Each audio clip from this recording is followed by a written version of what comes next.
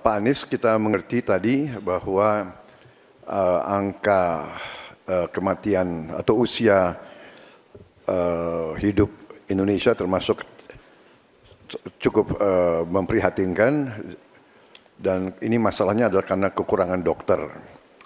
Apakah Bapak setuju dengan gagasan saya untuk secara besar-besaran mengirim 10.000 anak-anak kita ke luar negeri dengan beasiswa penuh untuk belajar kedokteran dan sains, teknologi, dan engineering mathematics sebagai langkah darurat untuk mengatasi kesulitan ini dalam waktu yang sesingkat-singkatnya.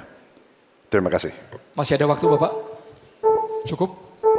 Silakan Bapak Anies Baswedan untuk langsung menjawab pertanyaan dari Bapak Prabowo Subianto. Waktu Bapak 2 menit untuk menjawab, silakan. Iya. Prinsip untuk meningkatkan kompetensi kami setuju Pak. Karena kompetensi yang meningkat bagaimanapun juga akan bermanfaat. Nah, isunya adalah kita harus melihat apa yang menjadi urgen hari ini. Dan di situ harus berbicara dengan siapa? Berbicara dengan stakeholder. Negara punya kewenangan, tapi sekali lagi pengetahuan dan situasi di lapangan kita harus berbicara dengan stakeholder. Siapa itu? Asosiasi profesi, kemudian Kementerian Kesehatan, dinas di daerah, kemudian para aktivis, para pengamat, para pakar.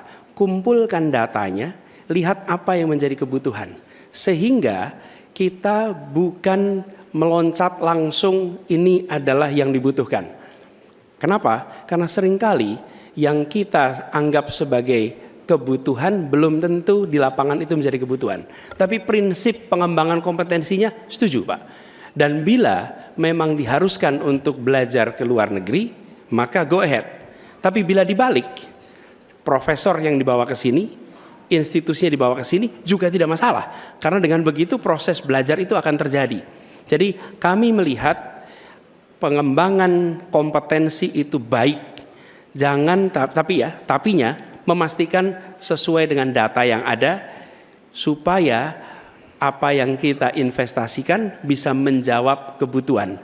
Jadi ada unsur pentingnya, ada unsur urgensinya.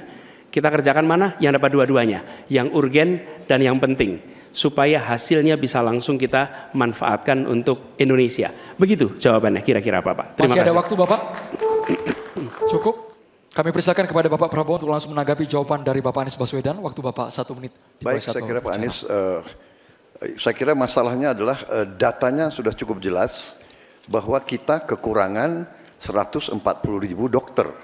Sebagai contoh, di Atambua ada satu rumah sakit yang seharusnya ada 16 dokter, dokternya hanya 1 orang.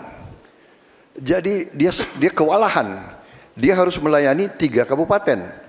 Jadi bagaimanapun pemerintah saya kira harus ambil tindakan-tindakan yang cukup darurat. Dan untuk itu menurut kami ya, kita harus ambil langkah-langkah berani, mengirim sebanyak mungkin. Tapi saya setuju juga mengundang profesor-profesor untuk mengajar di kita. Jadi saya usulkan bahwa dari 92 fakultas kedokteran kita tingkatkan menjadi 300 fakultas kedokteran. Jadi saya kira usul Pak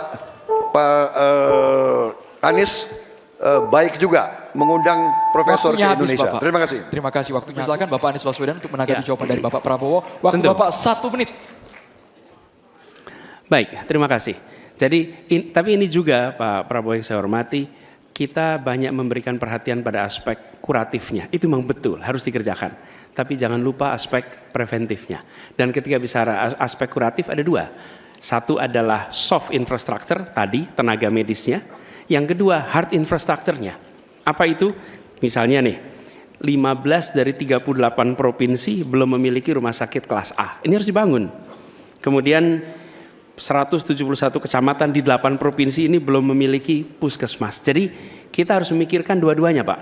Soft infrastructure, manusianya, hard infrastructure, dan jangan lupa itu semua adalah efek dari pola hidup yang tidak, salah satunya efek pola hidup yang tidak sehat. Tidak, karena itulah promotif preventif itu penting.